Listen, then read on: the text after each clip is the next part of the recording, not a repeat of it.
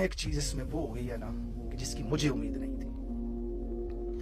اس کی باپردہ بیوی کو بھی آج جیل لے گئے. وہ خود آئی گرفتاری دینے کے لیے, اسے سزا سنا دی گئی 14 سال کی. یاد رکھنا وہ خاتون سیاستدان نہیں ہے, وہ پبلک فگر نہیں ہے, سرکاری عہدے پہ نہیں تھی, باپردہ گھریلو خاتون.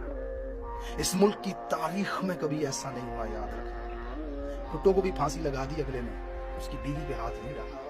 نواز شریف کو بھی پھانسی کا حکم ہو گیا تھا, جلا وطن کر دیا گیا تھا, اس کی بیوی پہ ہاتھ نہیں ڈالا. اس کی 2 بیٹیاں ہیں, اسما, دوسری کا پتہ نہیں کیا نام ہے, آپ نام بھی نہیں جانتے ہوں. گھر کی کوئی بھی خاتون جو سیاست میں نہیں تھی, ان کے اوپر ریاستی اداروں نے ہاتھ نہیں ڈالا. رانا فضل الرحمان کی بیٹیوں کا کیا نام ہے؟ شہباز شریف کی 2 بیٹیاں ہیں, ایک کا نام جویریہ ہے, دوسری کا نام پتہ نہیں کیا. کتنے کرپشن کے کیسز تھے ان کے اوپر. اس کا بیٹا گرفتار ہوا, شہباز شریف گرفتار ہوا, رانا ثناء اللہ ہوا, خواجہ جتنے بھی گرفتار ہوئے, ان میں سے ان کی بیویاں کتنی گرفتار ہوئی, ان کی بیٹیاں کتنی گرفتار ہوئی. اور ان کو چھوڑو. وہ ہلاکو خان بھی جب کسی جگہ پہ قبضہ کرتا تھا نا, تو بادشاہوں کو قتل کر دیتا تھا, ان کے اہل خانہ کو کہتا تھا کہ وطن سے نکل جاؤ, ملک چھوڑ کے چلے جاؤ. ہاتھ نہیں تھے ڈالتا.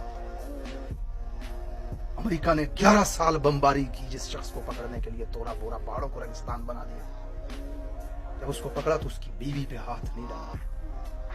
امریکہ چھوڑو, تمہارے پڑوس میں انڈیا, داؤد ابراہیم پچھلے کتنے سالوں سے مطلوب ہے. وہ شخص جس کو ممبئی کے حملوں کا ماسٹر مائنڈ کہا جاتا ہے, جس کے اوپر اتنے قتل کے الزام ہیں, جس کے اوپر 56 فلمیں بن چکی ہیں بالی ووڈ کے اندر, سینہ پار کر اپنے گھر کی چارپائی پہ بیٹھا, اس کے اوپر ہاتھ نہیں تھا ڈالا.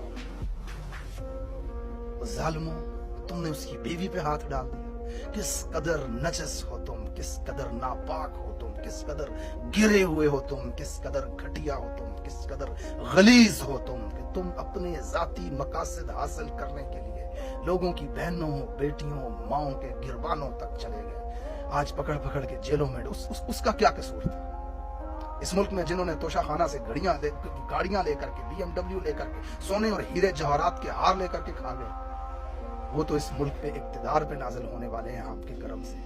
اور ایک وزیر اعظم جس نے قانونی طریقے سے گھڑی کو بیچا اور اس پیسے سے سڑک بنوائی, اس کو اس کی بیوی کو بھی گرفتار کر لیا ساتھ میں. یہ انتہائی افسوسناک تھا, یہ انتہائی شرمناک تھا جو تم نے کیا. تاریخ جب لکھے گی, اس واقعے کا ذکر کرے گی, تو ساتھ میں لکھے گی پاکستان میں قابض مافیا نے جو کیا تھا. تو یقین جانیے تب شرم سے سر جھکے گا اسی پاکستان سے میرا بھی تھا. پاکستانیوں مضبوط رہیں, اپنے قائد کے احسانوں کا بدلہ 8 فروری کو ووٹ کی صورت میں دیجیے گا, اور ایسے دیجیے گا کہ ہمیشہ کے لیے دفن کر دیں اس طاقت کے نظام کو, حقیقی طور پہ آزاد ہو جائیں. اللہ تعالیٰ عمران خان, اس کی بیوی, اس پاکستان کی حفاظت کرے.